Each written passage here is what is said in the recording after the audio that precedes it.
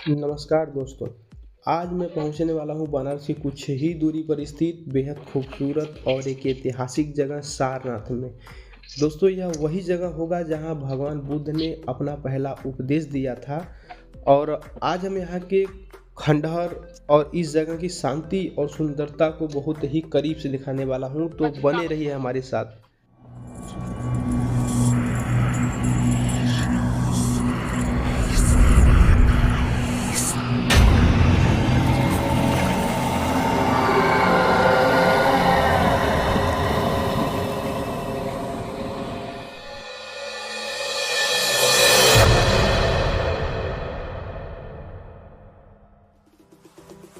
Welcome दोस्तों, पहुंच चुके हैं हम उस सुंदर जगह सारनाथ के खंडहर में। दोस्तों, जैसे ही आप यहाँ पर आते हैं, सबसे पहले जो चीज़ आपको महसूस होती है वो है शांति, यहाँ की सुंदरता। चारों तरफ हरियाली और पुराने खंडहर, एक अलग ही सुकून भरा माहौल।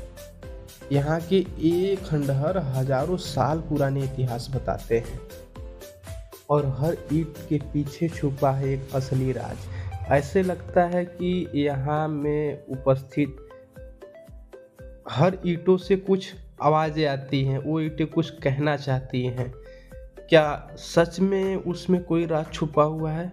चलिए देखते हैं दोस्तों, इतिहासकारों के अनुसार यह लगभग 2500 ईयर यानी कि 2500 वर्ष पहले यहाँ पर भगवान बुद्ध आए थे और उन्होंने यहाँ अपने 5 शिष्यों को धर्म का पहला उपदेश दिया था। फिर यहीं से जो बौद्ध धर्म की शुरुआत मानी जाती है। दोस्तों, यह जगह सिर्फ ऐतिहासिक ही नहीं बल्कि बेहद खूबसूरत भी है। चारों तरफ हरियाली, साफ रास्ते और शांत वातावरण, यहाँ आकर मन को एक अलग ही शांति महसूस होती है। दोस्तों, आप देख सकते हैं कि पुराने खंडहर आज भी अपनी मजबूती और इतिहास को संभाले हुए हैं। यह ईंटें शायद हजारों साल से यहाँ खड़ी हैं और उस समय की सभ्यता को कहानी बता रही हैं।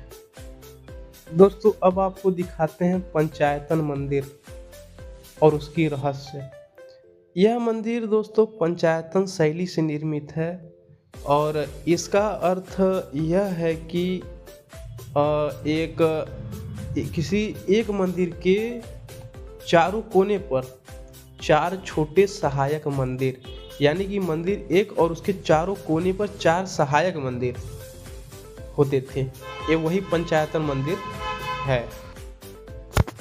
दोस्तों, अब हम बढ़ते हैं एक बहुत ही शानदार स्तूप की तरफ, जिसका नाम है धर्मेक स्तूप, और जो दुनिया भर में फेमस है और दुनिया भर के लोग यहाँ इसे देखने के लिए आते हैं, यहाँ की शांति को महसूस करने के लिए आते हैं हम स्तूप की तरफ और हम वहाँ पर जा कर के यह भी जानेंगे कि यह क्यों इसका निर्माण किया गया और कैसे किया गया, क्या है इसका रहस्य। आज हम सारी चीज़ें देखने वाले हैं।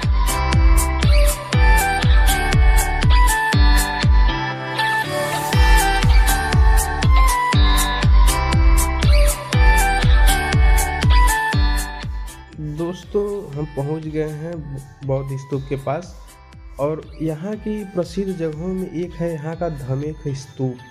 यह बहुत ही बड़ा और बहुत शानदार, जो भगवान बुद्ध के याद में यहाँ के लोगों ने बनवाया था।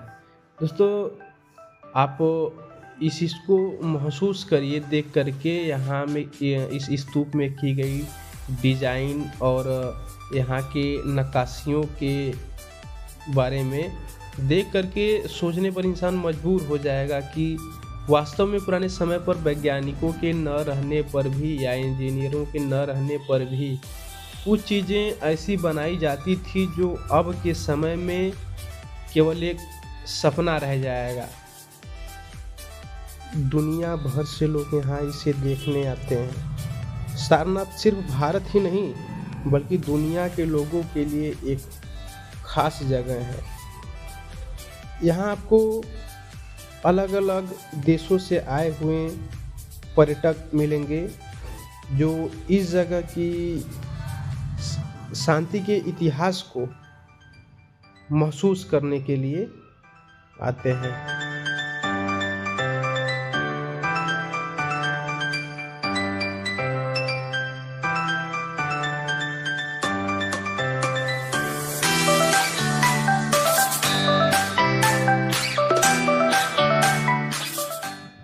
दोस्तों, सारनाथ में ही स्थित है एक छोटा सा जू यानी कि चिड़ियाघर।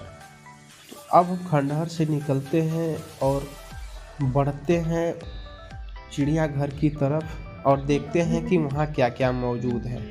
तो हम चिड़ियाघर के अंदर प्रवेश कर चुके हैं और यहाँ बच्चों से लेकर बूढ़े तक इसे देखने आते हैं और अलग अलग जानवरों को देखने का आनंद लेते हैं। दुनिया के सबसे बड़े पंछी में गिनती किए जाने वाला पंछी लोहा सारस।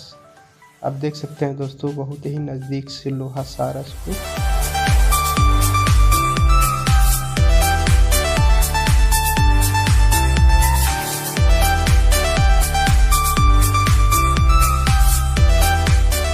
दुनिया के सबसे बड़े पंछी में गिना जाने वाला पंछी शुतुरमुर्ग। आप देख सकते हैं दोस्तों इसकी हरकत और जिंदा जागता उदाहरण आपके सामने है।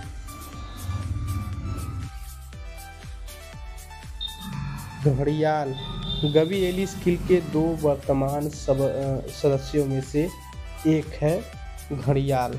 दोस्तों आप देख सकते हैं इसकी सकरी नोक और लंबे शरीर की बनी आकृति को, और उसके बगल में है यह कछुआ जो हर कोई कहीं ना कहीं जरूर देखा होगा।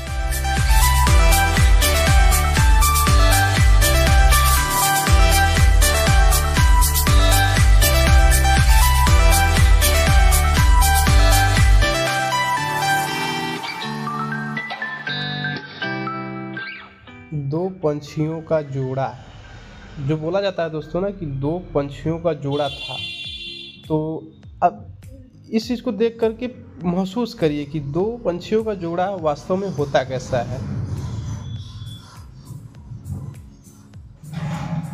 अर्धजलीय सरीसृप मगरमच्छ भारतीय कृंतक जानवर यानी कि शाही, जो अपने खड़े एवं नुकीले कांटों की वजह से प्रसिद्ध होते हैं और ये अपने शिकार को अपने इसी नुकीले कांटों से शिकार करते हैं। मृग यानी कि हिरण, जो अपनी सुंदरता और खूबसूरती के लिए प्रसिद्ध है, जो कि हर व्यक्ति को अपनी तरफ बहुत आसानी से मोहित कर लेता है।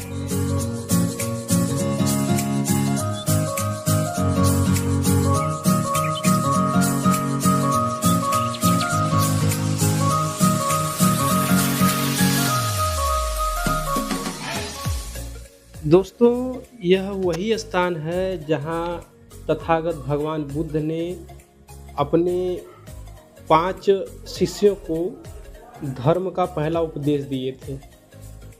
यहाँ के बारे में कहा जाता है कि यहीं से, इसी जगह से बौद्ध धर्म की शुरुआत की गई थी, स्टार्टिंग की गई थी, और यह धीरे धीरे संदेश पूरे प्रदेश में फैला, और उसी स्थान को देखने के लिए विदेशों से लोग आते हैं कि वास्तव में वो जगह कैसी होगी जहाँ तथागत भगवान बुद्ध ने अपने 5 पांडवों को ज्ञान दिया था। धम्म प्रवर्तन चक्र यानी कि धम्म के चक्र को चलाने वाला।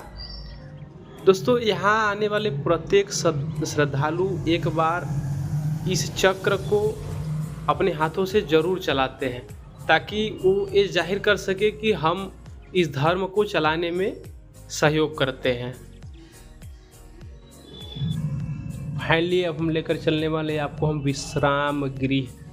आप दोस्तों देख सकते हैं कि यहाँ कितना शांतिपूर्वक माहौल और यहाँ की ज़बरदस्त पेंटिंग और यहाँ की आलीशान मूर्ति, इन तीनों की वजह से यह मूर्ति बहुत ज़्यादा भव्य लग रही है। और यहाँ की छतों में लगी ये लाइटें और यहाँ पे उपस्थित सारी व्यवस्थाएं, इस सब मन को मोहित करती हैं। दोस्तों, हम ऐसे टेम्पल के पास आ गए हैं जिसका नाम है थाई टेम्पल, यानी कि थाईलैंड। दोस्तों, जैसे ही आप इस मंदिर के गेट के पास आते हैं आपको थाईलैंड दिखने लगता है।